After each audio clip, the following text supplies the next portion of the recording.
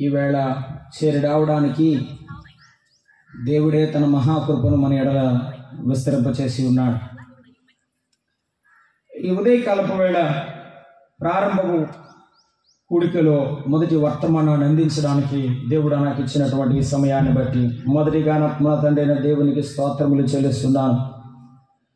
ఈ సభల్లో మీతో పాటు వాక్యం ఆలకించడానికి, దైవజనులతో పాటు అందించడానికి ప్రభు నాకు ఇచ్చిన అవకాశానికై దేవుని స్తుతిస్తూ స్థానిక సంఘ సేవకులు, దేవుని దాసుడు మరి జయబాబన్న గారికి నా ప్రేమ వందనాలు తెలియచేస్తున్నా. దైవ గ్రంథంలో నుండి దేవుని వాక్యాన్ని మనము చదువుకుందాం. నాకు ముందుగా సమయము చెప్పబడింది. ఇప్పుడు సమయం 11 గంటలైంది. 40 నిమిషాలు మనం దేవుని వర్తమానాన్ని ఆలకిద్దాం. దేవుని వాక్యాన్ని చదువుకుందాం. అపోస్తలుడైన పౌలు ఫిలెమోనుకు రాసిన పత్రిక. అపోస్తలుడైన పౌలు ఫిలెమోనుకు రాసిన పత్రిక మొదటి 3 వచనాలను చదువుకొని మనము ప్రార్థన చేసుకుందాం.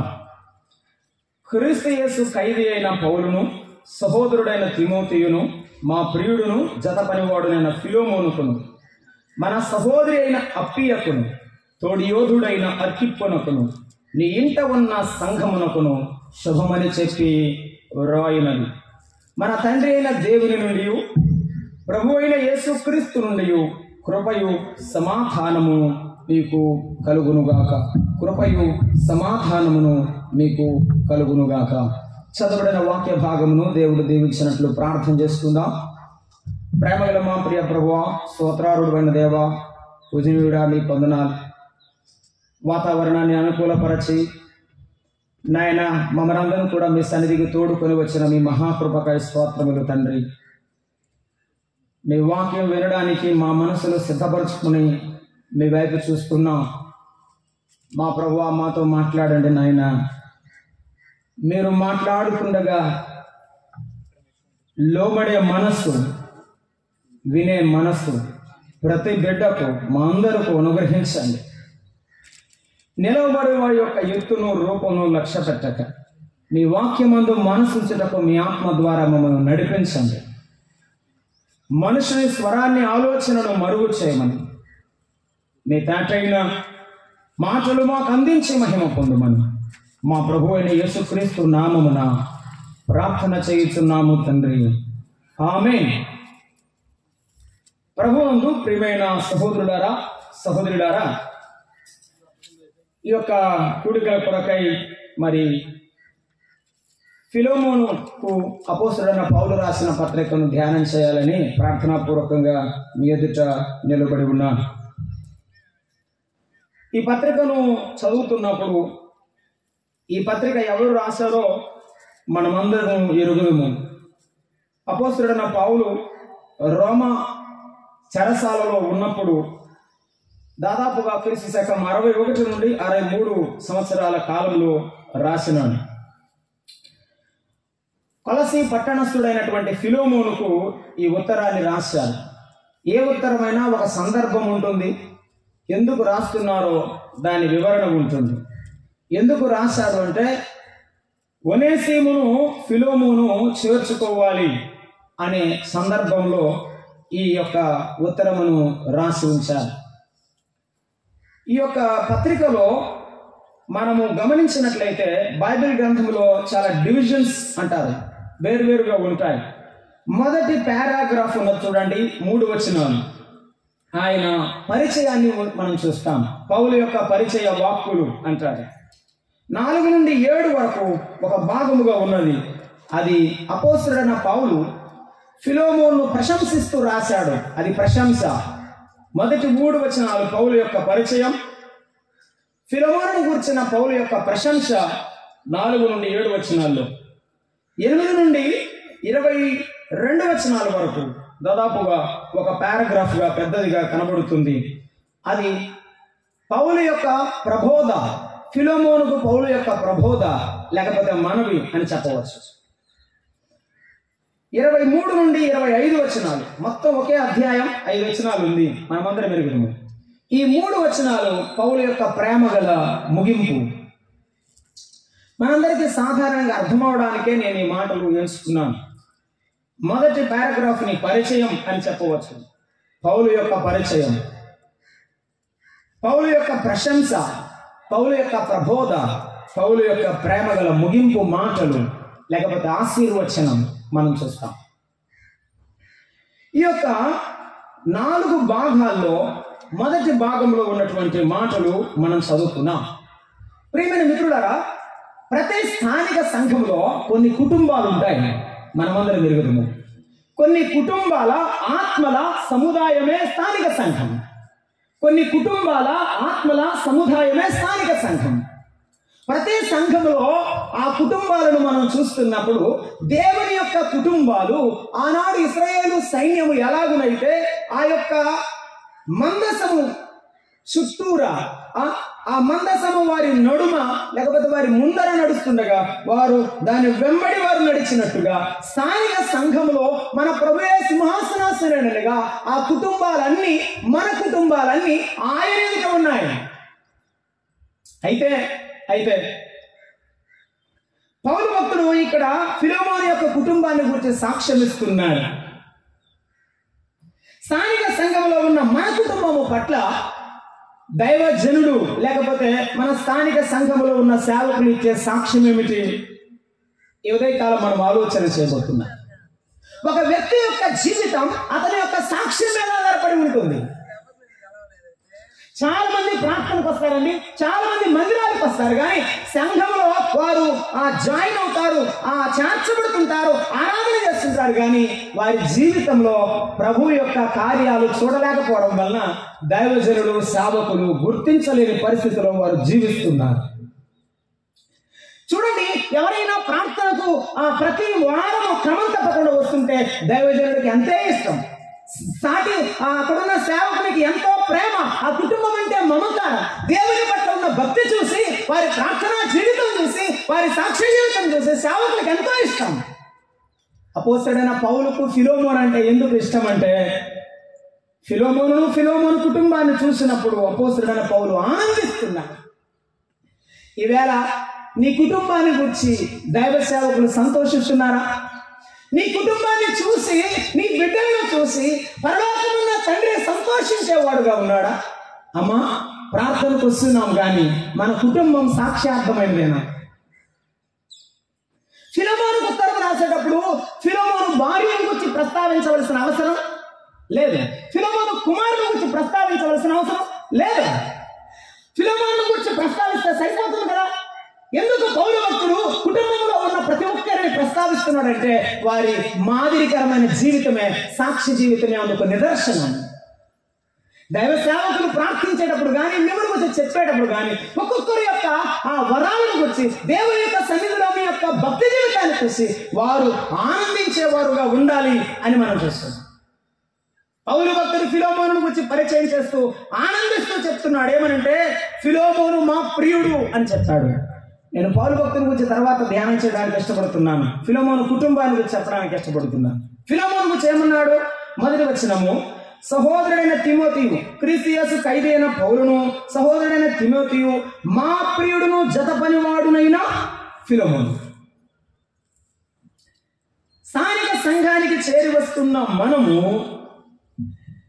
సంఘంలో ఉన్నటువంటి దైవజనుల నుండి, సంఘ పెద్దల నుండి పొందే సాక్ష్యము ఎలా ఉన్నదో మనం ఆలోచన చేయాలి. ఫిలోమోను గురించి పౌలు భక్తుడు చెప్తున్నాడు, మా ప్రియుడు, మాకు ఇష్టమైన వాడు, రెండవది అతడు మా జతపని వాడు అని చెప్పాడు. అవును, ఫిలోమోను అనేకులను చేర్చుకున్నాడు. అనేకులను చేర్చుకొని ఆ బానిసలు, ఒనేసిము వంటి బానిసలను కూడా చేర్చుకొని సువార్త ప్రకటించాడు. తన ఇంటిలో సంఘమును ఏర్పాటు చేశాడు. తన ఇంట సంఘం పెట్టుకోవడానికి ఏం అబ్జెక్షన్స్ ఏమి చేయలేదు. చాలా మంది వారి కుటుంబంలో ఆరాధన ప్రారంభిస్తామంటే వద్దు బ్రదర్ అంటారు. మేమున్న ఏరియాలో అటువంటిదే, చిత్తూరు జిల్లాలో.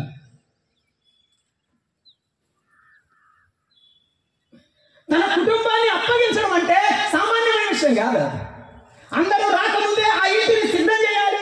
ఆ ఇంటి వారు సిద్ధంగా దేవుని యొక్క కూడిక కొరకు సిద్ధమై ఉండాలి. పౌలు భక్తుడు అతను చూస్తున్నప్పుడు, ఇతడు నాకు ఇష్టమైన వాడు, ఆకలితో అలమటిస్తున్న బానిసలను చేసుకొని ఆహారమే పెట్టాడా, వారి ఆకలి తీర్చి వారిని ఆదరించాడా? ఆ కాలంలో బానిసలను చేసుకోవడం అంటే అంత సులువైన పని కాదు. వారిని చేర్చుకొని సహోదరుల వలె, దేవుని పిల్లల వలె వారిని ఆదరించాడు. యేసుక్రీస్తు ప్రభువులో ఎవరు నమ్ముకున్నా అంతస్తును బట్టి, సొమ్మును బట్టి, హోదాను బట్టి, స్థితిగతులను బట్టి కాకుండా వారు దేవుని నమ్ముకున్న పిల్లలు, నా సహోదరుడు అని ఎంచి అతడు చేర్చుకున్నాడు. ఆ కాలంలో దేవుని పిల్లలను చేర్చుకోవాలంటే ధైర్యం ఉండాలి. ఎందుకో తెలుసా? యేసు ప్రభువు నమ్ముకున్న వారిని చేర్చుకుంటే సమస్యలు ఉన్నాయి. అసలు యేసు ప్రభువు నమ్ముకుంటానంటేనే సమస్యలు ఉన్నాయి. అంత ధైర్యం చేశాడు. నాకేమైనా పర్వాలేదు, దేవునికి మహిమ కలిగితే చాలు అనుకున్నాడు. త్యాగం చేశాడు. తన కుటుంబాన్ని, తన ఇంటిని ప్రభువుకు అప్పగించిన వాడు. మన ప్రభువు మన పట్ల త్యాగం చూపిన ప్రేమను ఈ యొక్క ఫిలెమోను భక్తుడు చూపించాడు. అవును, మనం జ్ఞాపకం చేసుకున్నాము. సామెతల గ్రంథము 19వ అధ్యాయము 17వ వచనాన్ని కూడా మనం చూస్తున్నాము. చూడండి, ఎటువంటి త్యాగము చేసిన వారు ప్రభువు కొరకు ఇష్టంగా ఉంటున్నారో మనం జ్ఞాపకం చేసుకుంటున్నాం. 19వ అధ్యాయము 17వ వచనాన్ని మనము చదువుకుంటున్నాం. చూడండి, 19వ అధ్యాయము 17వ వచనాన్ని, బీదలను కనికరించేవాడు యెహోవాకు అప్పించువాడు. ఒనేసిము వంటి బానిసలను, పేదవారిని హక్కున చేర్చుకున్నవాడు. బైబిల్ చెప్తున్నది, బీదలను కనికరిస్తే, వారిని ప్రేమిస్తే దేవునికి అప్పించినట్టు. మనకంటే తక్కువ ఉన్న వారిని మనం ప్రేమించడానికి ఇష్టపడుతున్నామా? మనకంటే ఎక్కువగా ఉన్న వారిని మనం ఇష్టపడతాంలే, ఎక్కడొకక్కడ మనకు ఉపయోగపడతారని. దీన స్థితిలో ఉన్న సహోదరులను చూసి నీవు ఆనందించే దానవుగా ఉంటున్నావా? అమ్మా, దేవుని వాక్యం చెప్తున్నది, బీదలను కనికరించేవాడు యెహోవాకు అప్పించేవాడు. కొత్త నిబంధన వెలుగులో మరొక మాట పౌలు భక్తుడు కొరింథీయులకు రాస్తూ ఆ మాటనే ప్రస్తావించిన మరొక విధంగా మనం చూస్తున్నాము. మొదటి కొరింథీ పత్రిక 4వ అధ్యాయము 17వ వచనాన్ని నేను చదువుతున్నాను. చూడండి, ఇందు నిమిత్తము ప్రభువునందు నాకు ప్రియుడును నమ్మకమైన నా కుమారుడు తిమోతిని మీ వద్దకు పంపి ఉన్నాను. అతడు క్రీస్తునందు నేను నడుచుకున్న విధమును, అనగా ప్రతి స్థలములో ప్రతి సంఘములో నేను బోధించే విధమును మీకు జ్ఞాపకము చేయును అని చెప్పాడు. తిమోతి నమ్మకమైన వాడు. ఇక్కడ ఫిలెమోను నమ్మకమైన వాడుగా నమ్మకమైన సేవ చేస్తున్నాడు. అంటే ఏ స్వార్థం లేని సేవ. తనకంటే తక్కువ వారిని ప్రేమించడం స్వార్థం లేని పని, ఏమి ఆశించని సేవ ఫిలెమోను చేస్తున్నాడు. అది త్యాగపూరితమైన సేవ అని దేవ గ్రంథంలో రాయబడినట్టుగా మనం చదువుకుంటున్నాము. ఫిలిప్పీ పత్రిక 2వ అధ్యాయంలో 22వ వచనాన్ని కూడా మనం చూస్తాం. తిమోతిని గురించి రాస్తున్నాడు. అతడు ఎలాగూ సేవ చేశాడో అని చెప్తున్నాడు. అతని యోగ్యత మీరు ఎరుగుదురు. తండ్రికి కుమారుడు ఎలాగూ సేవ చేయను, అలాగే అతడు నాతో కూడా స్వార్థ వ్యాపక నిమిత్తము సేవ చేశాను అన్నాడు. పౌలు భక్తుడు వెంబడి కష్టాలైనా ఇబ్బందులైనా తిమోతి అనే యవనస్తుడు పౌలు వెంబడి సేవ చేశాడు. ఫిలెమోను కూడా ఇబ్బందులైన కష్టమైన దేవుని సేవను అలాగే కొనసాగించాడు. నీవు దేవునికి ఇష్టమైన వాడు అయితే దేవుని కష్టాన్ని కూడా ఇష్టంగా మార్చుకుంటావు. దేవుని సేవలో ఉన్న ప్రతి కష్టాన్ని నీ కుటుంబంతో పాటు ఆనందిస్తావు. సద్భక్తితో బ్రతుకు నిర్దేశించేవారు హింస పొందదు అని బైబిల్ చెప్తున్నది. కష్టాలు ఉన్నాయా? అలాగే నీవు భక్తుడే. శ్రమలతో బాధలతో ఇబ్బంది పడుతున్నావా? అలాగైతే దేవుని బిడ్డవు కాకపోతే నీకు శ్రమలు రావు. శ్రమలు రావడం లేదంటే ఆలోచించాలి. నువ్వు రాజీ లేని జీవితాన్ని బ్రతుకుతున్నావు కాబట్టే నీకు కష్టాలు. రాజీ పడుతున్నావంటే నీ జీవితంలో నీకు శ్రమలు రావు. ప్రభు మనల్ని ప్రశ్నిస్తున్నాడు, మనం ఎటువంటి జీవితంతో దేవునికి ఇష్టమైన వారంగా ఉన్నాము. ఈవేళ మనం ఆలోచించాలి. ఫిలెమోను నా ప్రియుడు అని చెప్పడానికి ఎందుకంటే అప్పగించుకున్నాడు. నీవు అప్పగించుకో, దేవునికి ఇష్టంగా మారిపోతావు. నీ దేహాలను అప్పగించు, దేవునికి ఇష్టంగా మారు. మారుతావు. నీ జీవితంలో ప్రతి సమయాన్ని దేవునికి అప్పగించు, దేవునికి ఇష్టమైన వాడుగా మారుతావు. ఇదిగో ఈయన నా ప్రియ కుమారుడు, ఈయన యందు నేను ఆనందిస్తున్నా. ఎందుకు ఆనందిస్తాడు? తండ్రి భారాన్ని మోసే కుమారుడు.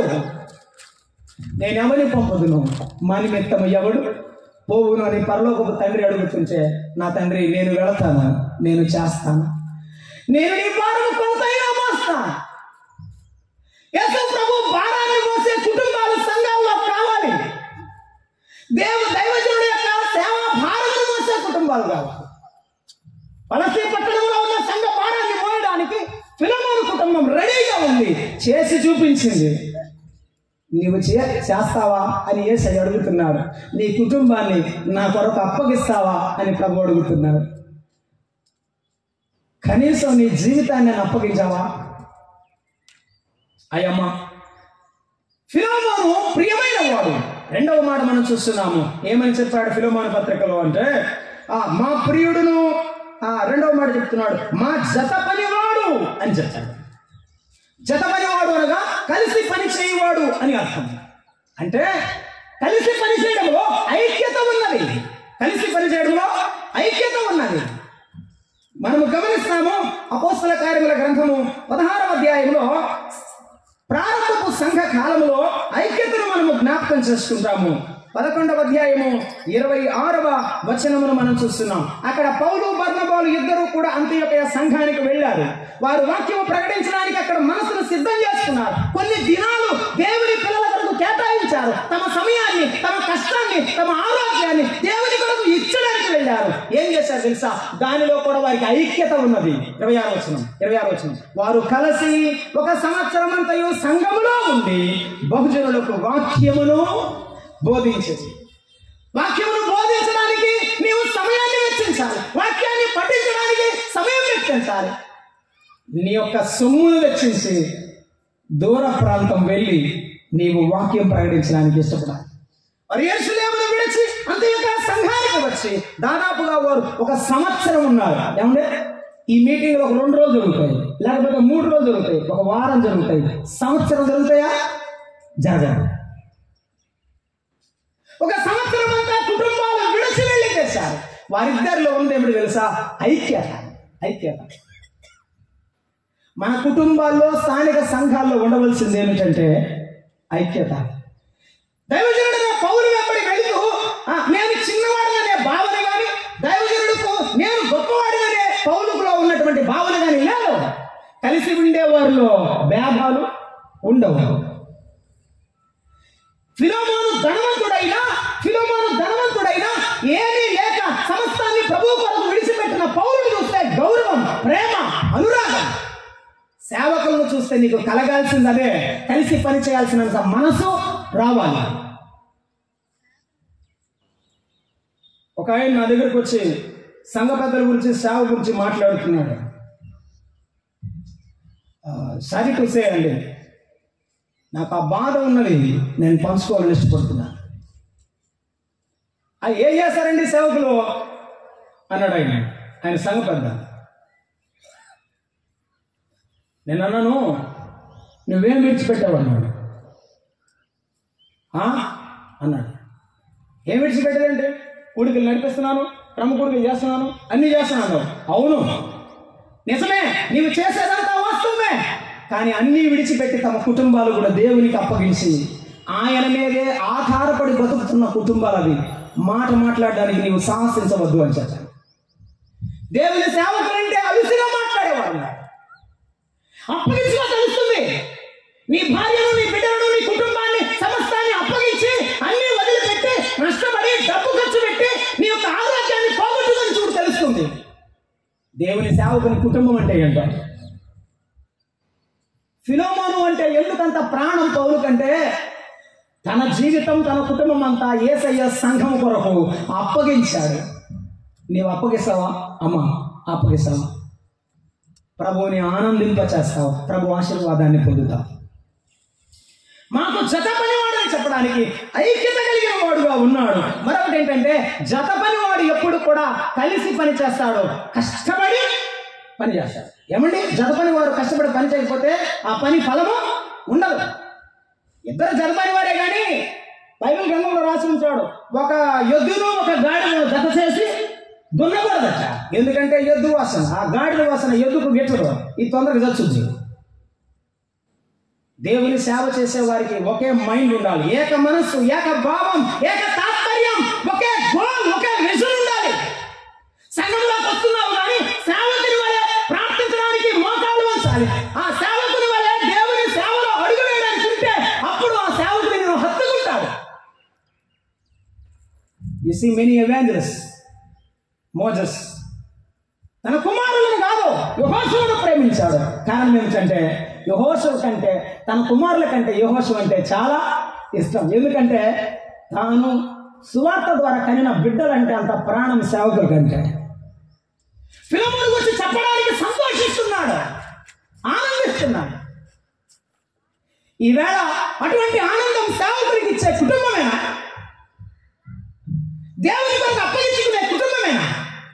అలాగైతే నీవు ప్రియమైన వాడు అవుతావు, దేవుని జతపని వారు రాలు అవుతావు.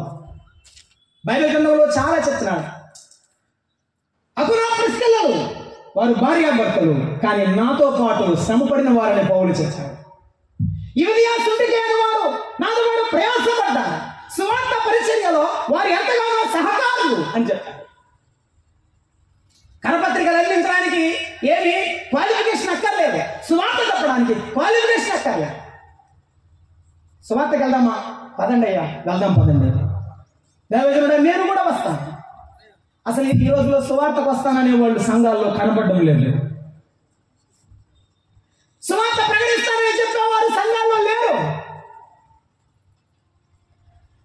దైవజనుడా, సంఘ పెద్ద, పరిచారకుడా, ఈ భారము ఫిలోమోను వలె నీకుంటే నీవు ధన్యుడవయ్యా, నీ కుటుంబాన్ని దేవుడు వాడుకుంటా. అతడు సహోదరుడు అని చెప్తున్నాడు, మా ప్రియుడు జతపనివాడు అని చెప్పాడు. తర్వాత తన యొక్క భార్య అయిన అప్పయ్యను గురించి రాస్తున్నాడు పౌలు భక్తులు. చూడండి, మనం చూస్తున్నాం ఫిలోమోను పత్రికలో. ఫిలోమోను గురించి 2 మాటలు చెప్పాడు, నాకు ప్రియమైన వాడు, నా జతపనివాడు. ఫిలోమోను పత్రిక మనం చూస్తున్నాము 2వ వచనం. మన సహోదరి అయిన అప్పయ్య. ఆమె ఎవరు అంటే మన సహోదరి. అమ్మా, నేను ఫిలోమోను గురించి మాట్లాడడానికి ఇష్టపడుతున్నాను. తన భార్యను సంపాదించుకున్న సేవకుడు సంఘపెద్దని చెప్పచ్చు. తన భార్యను సంపాదించుకున్న భర్త తన ప్రక్కనే, తన భార్య తన ప్రక్కనే ప్రభువు కొరకు నిలిచి అలాగ నిలబడి చూస్తున్నప్పుడు ఆనందించారు. సంఘాల్లో భర్తలు నమ్ముకుంటే భార్యను నమ్ముకోరు, భార్య నమ్ముకుంటే భర్తలు నమ్ముకోరు, భార్యాభర్తలు నమ్ముకుంటే పిల్లలు నమ్ముకోరు. ఇది మోడల్ ఫ్యామిలీ, మాదిరికరమైన కుటుంబం. ఫిలోమోనుతో పాటు ఫిలోమోను భార్య కూడా నిలబడింది, అకునా ప్రిస్కిల్ల వలె. నిజమే, వారి ఇటలీ నుండి కొత్తగా వచ్చిన వారైనా దేశాలు మారిన యేసయ్య కొరకు నిలబడిన సాక్షులు. నువ్వు ఏ ఊరిలో పుట్టావో, ఏ ఊరిలో పెరిగావో, ఎక్కడెక్కడికి వెళ్ళిపోతున్నావో కాదు, నీవు యేసయ్య సాక్షివా కాదా, అదే ముఖ్యం.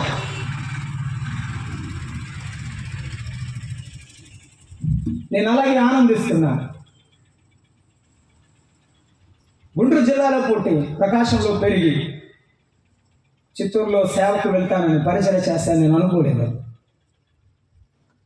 నా మట్టుకైతే బ్రతుకుట క్రీస్తే, చావు అయితే లాభమని అనుకున్న రోజు నీకు నిజమైన ఆశీర్వాదం ఉంటుంది, అనుకోని రోజు ఉండదు. తన భార్యను సంపాదించుకున్నాడు. నిజమే, యోసేపు ఆ యొక్క ఐగుప్తీయుల మధ్యలో నివసిస్తున్నప్పుడు తనకు నమ్మకంగా తన పక్కన నిలబడిన ఆశ్రయతను సంపాదించుకున్నాడు.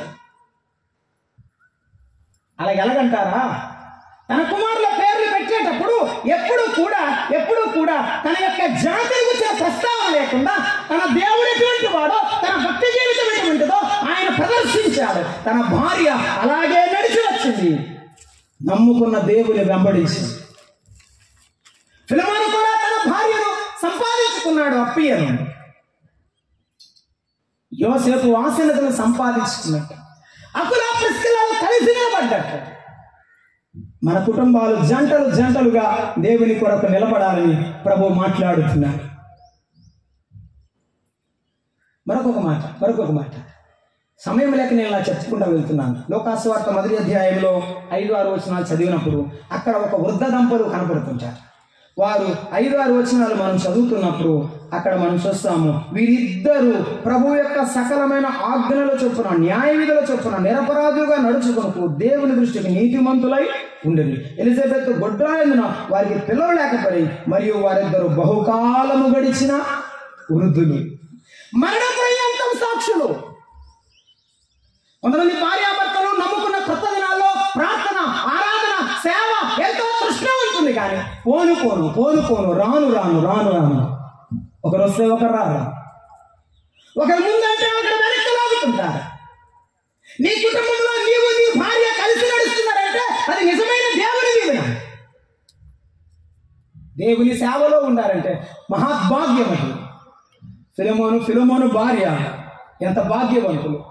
ఈరోజు నీవు నేను మనం ఎంత గొప్పవాడమని దేవుడు నిలబెట్టాడు, మన కుటుంబాలు నిలబెట్టాడు. మనం అభాగ్యులమే కదా. ఆయన కొరకు మనం నిలబడబడ్డా. ఆయన మన కొరకు నిలిచిన వాడు కలువరిలో, మన కొరకు ప్రాణం పెట్టిన వాడు కలువరిలో. సమాధి చేయబడిన తిరిగి లేచి మనలను హత్తుకున్న దేవుడు, ఆయన కొరకు మనం నిలబడబడ్డాం. మన సహోదరి అయిన అప్పయ్య అని చెప్పడంలో తన భార్యను సంపాదించుకున్న భర్తగా ఫిలమోను కనబడుతున్నారు. కుటుంబంలో నీ సాక్ష్యాన్ని నువ్వు కాపాడుకోవడం మాత్రమే కాదు, నీ భార్యను కూడా ప్రభు పక్షముగా, ప్రభు సన్నిధిలో కన్నీటితో, ఆయన పాదాలు పెరవేసుకున్న అనుభవంతో సంపాదించుకో. బైబిల్ చెప్తున్నది వారి బలహీనమైన ఘటములని. వాస్తవమే, కానీ నీవెంత బలమైన వాడవో ప్రభు పాదాల దగ్గర తెలుస్తుంది. తన భార్యను సంపాదించుకున్న సహోదరుడుగా కనబడుతున్నాడు. మూడవదిగా తోడియోధుడైన అర్కిప్పు అని రాశాడు. అక్కడ నాకు అర్థమైన మాట తెలుసా? దేవుని కొరకు యోధుడుగా తయారు చేసిన తండ్రి తన కుమారుడైన అర్కిప్పును దేవుని కొరకు యోధుడుగా తయారు చేశాడు. నీవు నిజమైన సేవకుడవైతే, సంఘబద్ధమైతే, నిజంగా ప్రభువుకు అప్పగించుకున్న మనసు ఉంటే నీ పిల్లలను కూడా విడిచిపెట్టాలి. నిర్గమాకాండంలో ఐగుప్తులో వారు ఉన్నప్పుడు మీరు భార్యలను పిల్లలను విడిచిపెట్టండి, పురుషుల వరకే వెళ్ళి మీరు ఆరాధన చేయండి అంటే వారు ఏమన్నారంటే, ఒక్క డెక్కాయలను మేము విడిచిపెట్టాం, మా పిల్లల్ని మేము విడిచిపెట్టాం, మా యొక్క భార్యలను మేము విడిచిపెట్టాం, మేమందరం వెళ్తాం, మా దేవుని సేవించడానికి మేము అందరం వెళ్తాం. అందరూ వస్తున్నారు ఆరాధనకి, మన కుటుంబాల్లో అందరూ వస్తున్నారు ఆరాధనకి. నేను చాలాసార్లు ఇక్కడ చెప్పాను, అక్క ఎందుకు మీరే వచ్చారు పిల్లలేరక్క అంటే, అయ్యో చర్చిలో గొడవ చేస్తారని వాళ్ళ ఇంట్లో పెట్టి టీవీ చూడమని వచ్చేసామయ్యా అని చెప్పాను. టీవీ చూడమని చెప్తే నా పాడు చేసావా లేకపోతే బాగు చేస్తున్నావా చెప్పాలి కదా. దైవ మందిరానికి వారిని నడిపిస్తున్నప్పుడు వారు దేవుని వాక్యము చేత, ఏదో ఒక వాక్యము చేత పడవబడతారు, దేవుని చేత గుచ్చబడతారు. తండ్రివిగా తల్లివిగా తీసుకురావాల్సిన బాధ్యత ఇది. దేవుని దాసులారా, తోడి యోధుడైన అర్కిప్పును అని రాస్తున్న మాటలో యోధుడుగా తన కుమారుణ్ణి తయారు చేశాడు. ఇంకొక మాట, యోధుడు అంటే అర్థం ఏమిటంటే యుద్ధంలో పోరాడేవాడిని యోధుడు అంటారు. ఎటువంటి కుమారుని తయారు చేసేసా? దేవుని కొరకు పోరాడే యోధుడు. నేను సంపాదించుకున్న నా కుమారుడు యేసయ్య కొరకు పోరాడే యోధుడు అని ఫిలోమోను గర్వంగా చెప్పగలడు. ఈవేళ నేను చనిపోయినా పర్వాలేదు, నా పిల్లలు నా ప్రభువు కోసం బ్రతుకుతారు, నాకు అదే తృప్తి అని చెప్పే తండ్రి ఎక్కడ? నా దేవుని సేవనే నా పిల్లలు చేస్తారనే తండ్రి ఎక్కడ? ఫిలోమోను వచ్చి ఆ మాట వింటున్నప్పుడల్లా హృదయం ద్రవిస్తుందండి.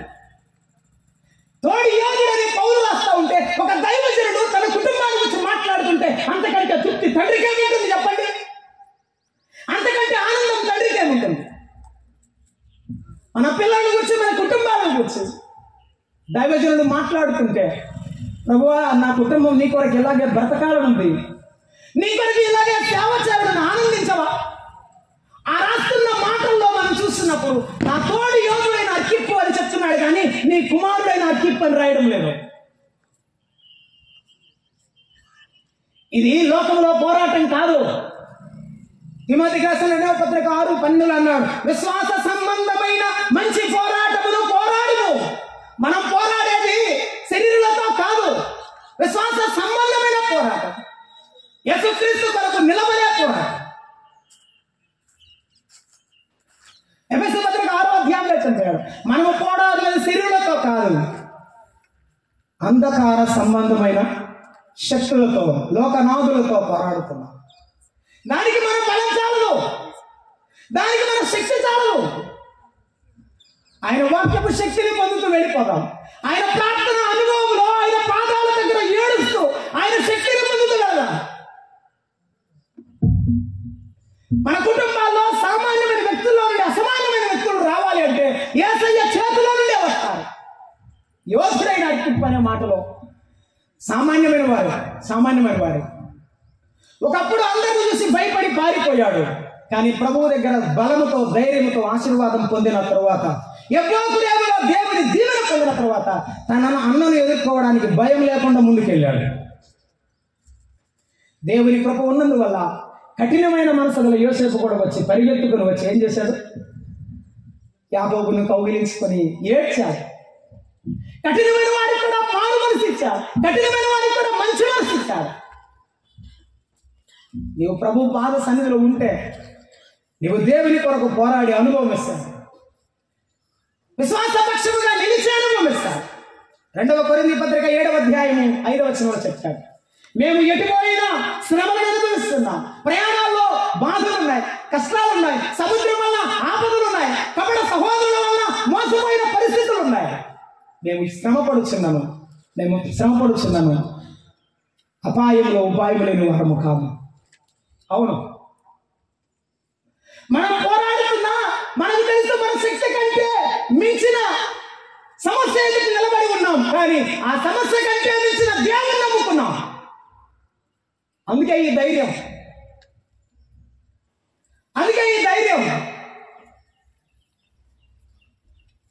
ధైర్యంగా బైబిల్ తీసుకొచ్చే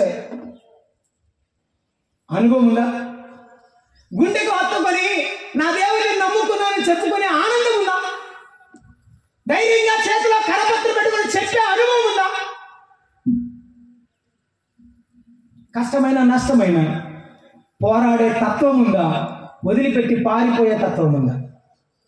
సువార్త ప్రకటిస్తున్న సందర్భంలో 16వ అధ్యాయం అపోస్తలుల కార్యములలో ఒకడు పంపులియాలో దేవుని పని కొరకు దైవజనుల పక్కన నిలబడుతూ వచ్చి అన్నాడు, నేను రాలేనండి, మీ బాధలు మీ కష్టాలు మీరే పడండి, నాకెందుకు వచ్చిన గొడవ అని వదిలిపెట్టి వెళ్ళిపోయాడు. కొంతమంది దేవుని సేవలో వాక్యం అంటే శ్రద్ధగా వింటారు, ఆ దేవుని ఆశీర్వాదం గురించి సంతోషపడతారు. కానీ దేవుని గురించి కష్టపడడం అంటే, దేవుని గురించి పాటలు పడడానికి ఇష్టపడడం అంటే, ఆ దేవుని సేవ కొరకు కొంతవరకు పనిని నష్టపరుచుకొని రమ్మంటే చేయలేరు. యోధుడైన అర్కిప్పును గురించి మనం చూస్తున్నాం. ఇంకొక మాట చెప్తాడు, మా తోడి యోధుడు అంటే జతపనివాడు. బైబిల్ గ్రంథంలో మనం జతపనివారు చూస్తున్నాం. జతపనివాడంటే సరి అయిన వాడు, సరిపోయిన వాడు, సమానమైన వాడు. పౌలుకు బర్నబా వలె, పౌలుకు సీల వలె, మోషేకు యెహోషువ వలె, ఏలీయాకు ఎలీషా వలె పరిచయం చేసే ఆ సాటి వారు కావాలి, సమానమైన వారు కావాలి. దేవుని సన్నిధిలో అటువంటి సమానమైన మనసు భావన కలిగిన వారు కావాలి. కుమారుని అట్లాగే తయారు చేశాడు. ఆఖరి మాట చెప్తున్నాడు, నీ ఇంట ఉన్న సంఘమునకు 100 చెప్పు. కొంతమంది ఇంట్లో ప్రార్థన పెట్టుకున్న వాళ్ళు ఎన్ని సంవత్సరాలు అయిందో ఇంట్లో ప్రార్థన కూడా పెట్టుకోరు. తమ ఇంటిని ఒకరోజు కూడి కొరకు అప్పగించడానికి కూడా శుభ్రపరిచి దేవుని మనం ఆహ్వానించలేదు. అపోస్తలుల కార్యముల గ్రంథం 12వ అధ్యాయం మనం చదివితే పేతురు భక్తులు చెరసాల్లో వేయబడ్డాడు. సంఘమంతా ప్రార్థన చేయడానికి ఇష్టపడితే ఒక తల్లి అంది, ఆ ప్రార్థన ఏదో మా ఇంట్లో పెట్టండి, దైవజనుడు బయటకు వచ్చే వరకు పెడదాం. మేము ప్రార్థన చేస్తాం, నా కుమారుడు నా పిల్లలు మేమందరం ప్రార్థన చేస్తాం, నా ఇంట్లో పెట్టండి అని మా దగ్గర ఈరోజు ప్రార్థన పెడతాం.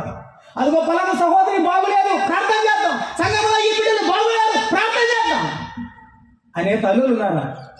అనే తండ్రుల వంటి మనసు వారు సంఘంలో ఉన్నారా? ఈ ఫిలోమోను అటువంటి తండ్రి వంటి మనసు గలవాడు. తన ఇల్లులో ప్రార్థనా ఇల్లుగా, ఆరాధన చేసేటువంటి ఇల్లుగా మార్చివేశాడు. తుయితేర పట్టణస్థురాలైనటువంటి యూదియా కూడా 16వ అధ్యాయం అపోస్తల కార్యముల గ్రంథంలో సువార్త ప్రకటిస్తే చక్కగా విన్నారు. కానీ పౌలును చెరసాల్లో వేసి బాగా దెబ్బలు కొట్టిన తర్వాత ఏమనుకోవాలి? నాకెందుకు వచ్చిన గొడవ, ఈ నెంబర్ పోతే మళ్ళీ నన్ను కూడా లోపలేస్తారనుకోవాలి కదా. ఏం చేసిందో తెలుసా?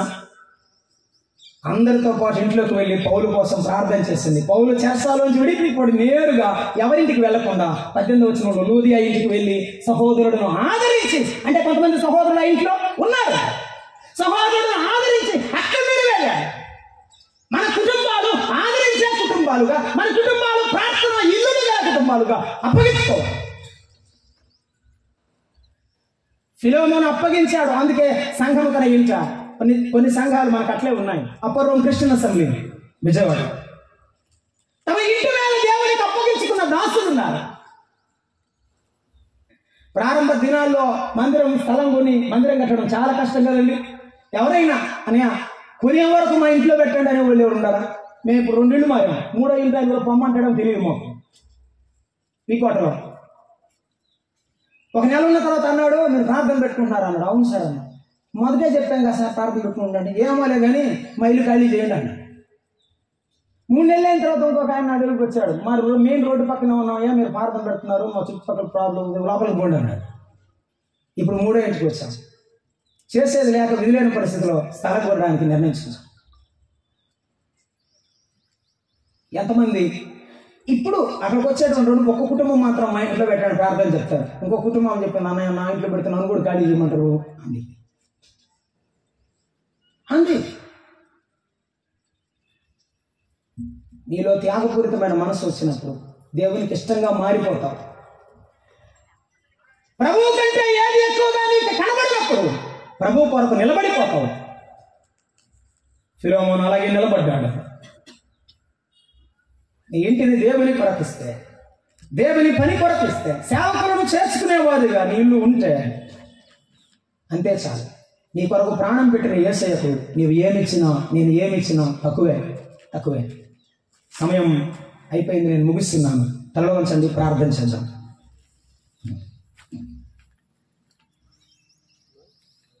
ప్రేమను అక్క, అన్న, తమ్ముడు, చెల్లి, నేను ప్రభువు కొరకే బ్రతుకుతాను. నా జీవితంలో నా కుటుంబం కూడా, నాకు కలిగిన నా భార్య, నా భర్త, నా బిడ్డలు, నేను నా ప్రభువు కొరకు అప్పగించుకుంటాను. ఆయన చేసిన మేలుకు నేను ఎంత ఇచ్చినా నా జీవితంలో తక్కువే కదా. ప్రభువా, నీ కొరకు నేను బ్రతుకుతాను, నా కుటుంబాన్ని కూడా నీకు అప్పగిస్తాను. నేనేమి చేయలేను దాన్ని, కానీ నాకున్నదే ఇస్తాను, మనస్ఫూర్తిగా ఇస్తాను. నా మనసారా నేను ఘనపరుస్తానని చెప్తే చాలు, ప్రభు ఆనందిస్తాను, ప్రభు కృపకు పాత్రం అవుతాను. దయగల తండ్రి, ప్రేమగల ప్రభువా, మీకు స్తోత్రములు. ఈ ఉదయకాలం ఫిలోమోను కుటుంబాన్ని గురించి పౌలు భక్తుని యొక్క పరిచయంలో మాటలు మేము వింటుండగా మా కుటుంబాలు ఆ విధంగా సాక్ష్యార్థంగా ఉండడానికి మమ్మల్ని సిద్ధపరచమని, మాట్లాడబో మీ దాసును బహుగా బలపరిచి వాడుకోమని యేసు ప్రభు నామమున ప్రార్థన చేసి వేడుకుంటున్నాం తండ్రి, ఆమేన్.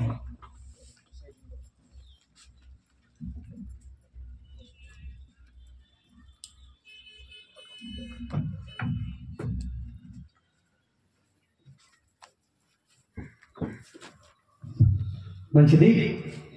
దైవజనులు వర్తమానం చెప్పిన తర్వాత దాన్ని మళ్ళా ఎక్స్ప్లెయిన్ చేయటం అంత మంచిది కాదు. కాబట్టి ఈ సమయంలో మనం అందరం లేచి నిలబడితే, మన మధ్య ప్రేమ సాగర్ ఒక పల్లె పడితే మనం సర్ది కూర్చోవాలని జరుగుతున్నాం. దయచేసి వెనకున్న వారు కూడా దయచేసి ముందుకు రావాలని ప్రేమతో మనం చేస్తున్నాం. ఈ మధ్యలో మన ప్రియుడు ప్రేమ సాగర్ ఒక పల్లె పాడతారు. ఆ తర్వాత మనం వర్తమానంలోకి వెళ్దాం.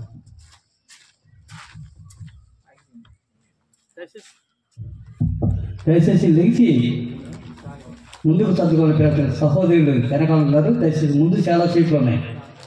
వెనక వచ్చే వారికి మనం స్థలం ఇద్దాం.